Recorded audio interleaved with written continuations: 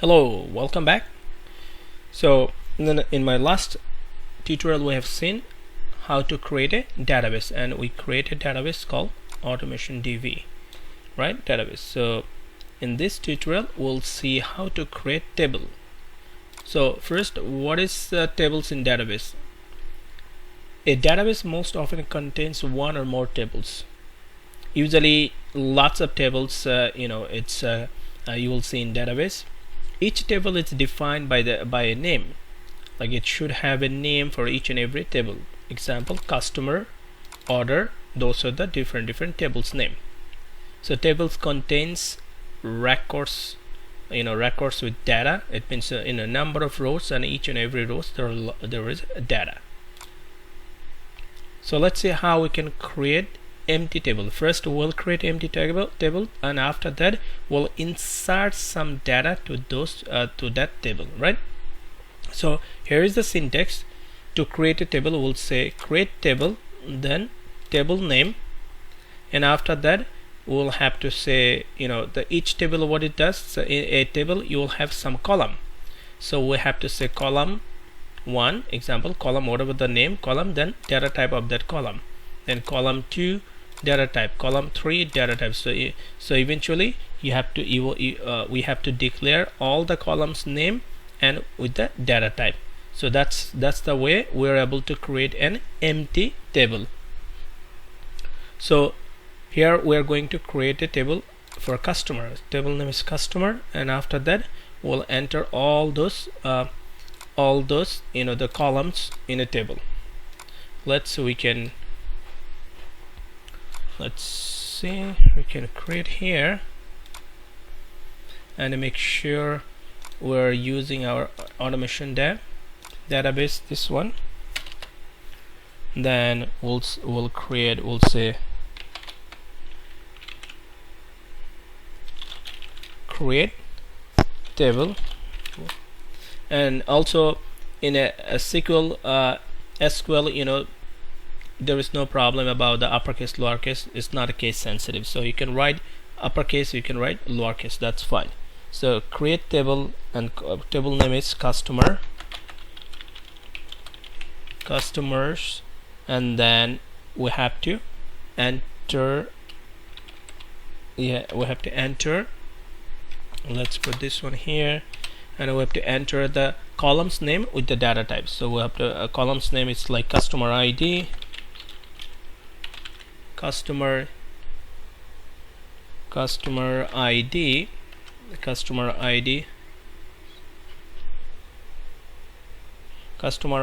then the data type would be, since it's an ID, so data type would be integer, and we're going to say not null. So it means not null, it means you can't leave null, you can't leave null your customer ID. So your customer ID is a must entry. Okay, then comma, then we'll type customer name, customer name, and its return type or data type would be varchar, and when you have a varchar, we have to declare the maximum number. So we're saying the varchar maximum number can be, if the type is a varchar or character, and it have to be 15 digit, 15 later. And after that we'll say, next is we'll say contact name, and this is also varchar, and also let's put its limit is 15, and then we'll say address is also,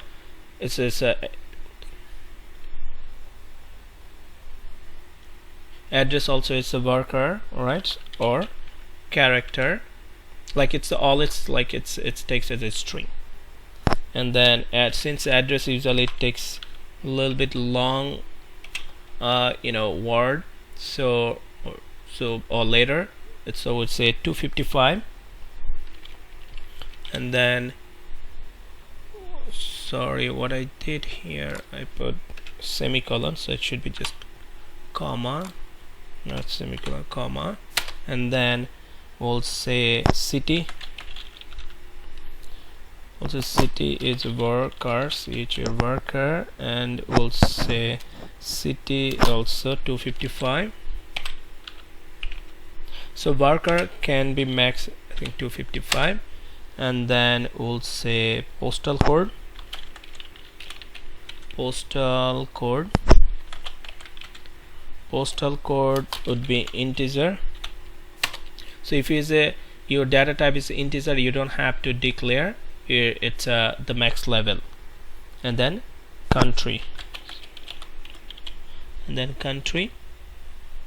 and also worker, and then let's put the limit is 50.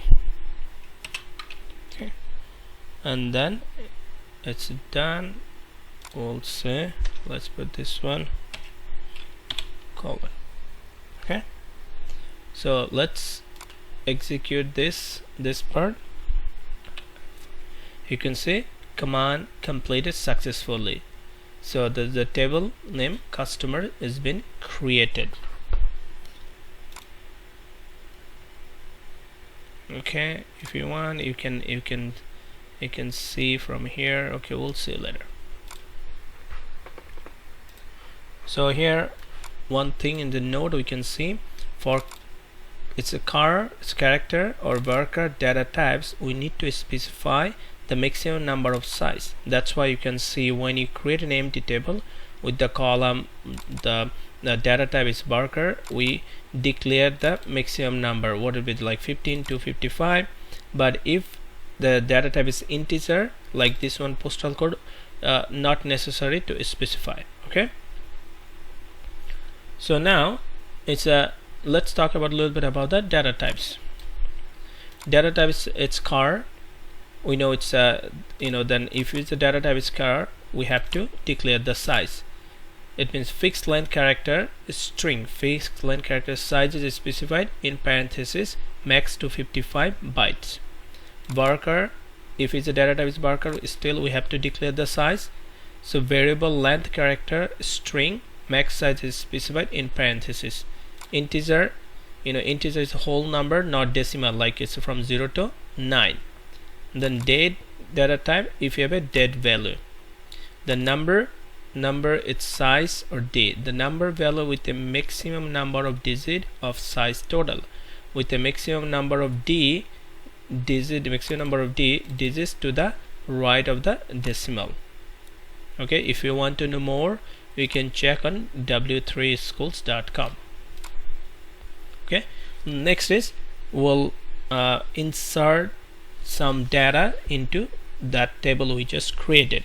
To insert any data to a table, you have to, this is the syntax, insert keyword into then table name, then column name, column 1, column 2, according the same pattern, right? We created we created here customer ID, then customer name, contract name. Same way we can and we'll have to follow the order for this the table we're going to enter some data. Okay, so this way, customer ID, customer name. Here for there is a second table. Let me create there is one more table we are going to create. Let me copy it, and here, so this is the one table is customer, another table is products. Okay, product, city, price, good, product, supplier. Let's execute this F5. Okay, command successfully done. So I have now two tables, one is customer, another one is product. Customer and product, right? So now it's time to enter data. To enter data, so again we're going to follow this, insert into table name, So if it's a customer, the first customer, so we have to follow the customer ID, the same order. Customer ID, then customer name, contact name, address, city, postal code, country. Same way we're going to say all the columns name, address, city, postal code, and then country and country. And then we have to use the values keyword and then put the values according to the column. So if it's a customer ID, say 1, like and then it's customer name, this is the customer cardinal, and then this is the contract name person, and those are, you have to use single quotation because those are a string. It's a string data type. So in a SQL, your character, that's when you use car or varchar, that's treated as a string, and we have to use, and we're using a single quotation. Okay, so same way I'm going to enter some data here, and if it's integer, you don't have to put the any quotation like single quotation because it's an integer, right? So this is the way we can just enter one row of data. But if you need to enter multiple row of data at the same time, we can do this way. Insert into table name, then values. That time you don't have to put the columns name, just put the values according to the column, so it will automatically store the data. Those data will store according to your column name. So the first one will go to the under customer ID, second one will go to the under customer name, third one will go to the under contract name, and eventually it will follow the order. Okay, so let's insert data to our customer table. So I'm going to copy this one. Here you go. So insert into customer values. Okay, so this is the customer one we created, and so it's going to insert in customer. So select all of them and then create F5. Okay, you can see one row affected. So here is a 1 2 3 4 5. So this is the 5 rows you can see. Okay,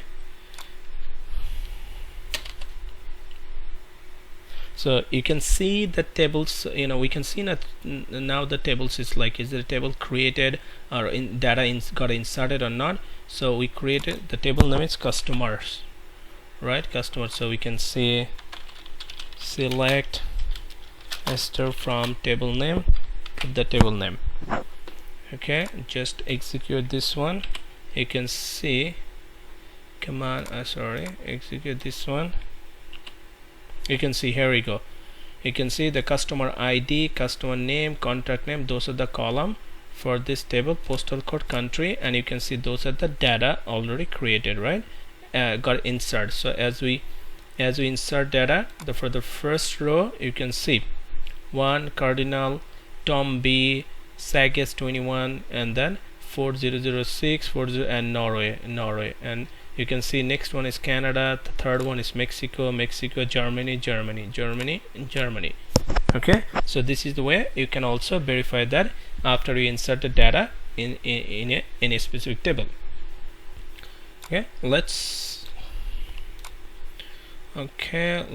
create, and this is the way you can put a command, right? The double dash. Let's create let's insert the data our next table to product. To insert the data in our next table is going to be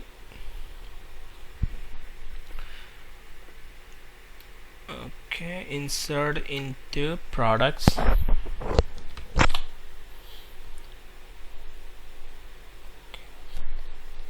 So to insert the data in, let's copy. I'm going to copy here so we can see insert into products. This is the table name, it's product, and then values, and then this is the easiest way to insert multiple rows in a table. Okay, so or if you want to it for a single line, if you want to enter one single row to a table, we can say this way. We can say this way. Let me insert into same table name, then all the columns name as per the order should be the same way we create a table. And then you can say values, and then you put the values. Okay, so this is the single line, but if you have a multiple line, multiple row, so I feel like this is the better way. Insert into table name, then values, then put just values. It will follow the order as per your column name. Okay, so you can say 1 2 3 4 5 6 7. So 1 2 3 4 5 6 7 8. Oh, sorry, so there is 8 column, so it will follow the column name. Okay, so let's put the let's execute this F5. Here we go. Let's see the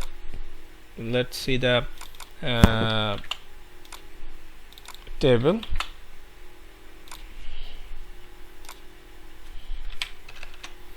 So that we can verify right away. F5. Here we go. You can see.